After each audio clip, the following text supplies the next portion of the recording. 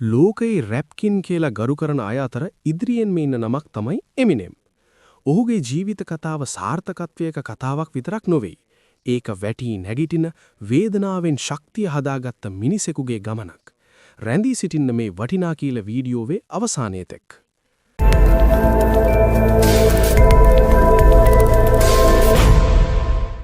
1972 October 17 scent Joseph නගරේ උපන් martial මැදර්ස් කියන මේ කුඩා කොල්ලගේ ළමා කාලය සරල නොවුණා.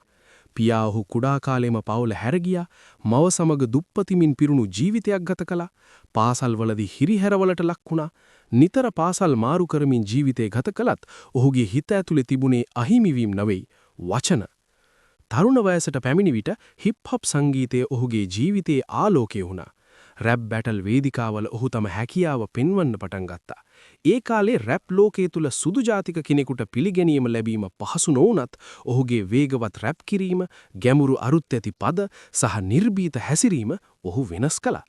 ඔහු රැප් කළේ ජනප්‍රිය වීමට නෙවෙයි, තම ජීවිතය කතා කරන්න. 1979 දී The Slim Shady LP නිකුත් වුණාම ලෝකෙම ඔහු දිහා බලන්න පටන් ගත්තා. පසුව The Marshall Mathers LP සහ The Eminem Show වැනි ඇල්බම් මගින් ඔහු ලෝක සංගීත ඉතිහාසයේ ස්ථානයක් ගත්තේ. Lose Yourself ගීතය ඔහුට ඔස්කර් සම්මානයක් ලබා දුන්නා. එය රැප් කලාකරුවෙක් ලෙස ලැබූ විශාලම ජයග්‍රහණයක් අතරින් එකක්. හැබැයි සාර්ථකත්වයේ සමගම ඔහුගේ ජීවිතයට අඳුරු පැතිත් ආවා. මත්ද්‍රව්‍ය ආසාදනය සහ පුද්ගලික ගැටලු ඔහු බිඳ දැමුවා. 2007 දී ඕවර්ඩෝස් එකකින් ජීවිතේම අවදානමටපත් වුණා. එහෙත් ඒ අවස්ථාව ඔහුට අවසානයක් නොවුණා. ඒක නව ආරම්භයක් වුණා. රිලැප්ස් සහ රිකවරි ඇල්බම් මගින් ඔහු නැවත ලෝකයට ආවේ තවත් ශක්තිමත් මිනිසෙක් ලෙස. අද එමිනෙම් කියන්නේ ඇල්බම් මිලියන ගණන් විකුණු, සම්මාන රැසක් දිනාගත්, ලෝකයේ පුරා ආදරය ලබන කලාකරුවෙක්. නමුත් ඔහුගේ සත්‍ය ජයග්‍රහණයේ සම්මානවල නොවේ. ඒ තියෙන්නේ වැටි නැවත නැගිටින ශක්තිය තුල.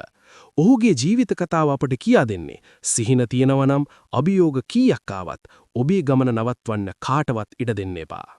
මෙම වීඩියෝව හොඳයි නම් අපගේ channel subscribe කර ඊට එහා පැත්තේ තියෙන bell icon එක ඔබලා all click කරලා අපගේ තවත් වටිනා වීඩියෝස් නරඹන්න.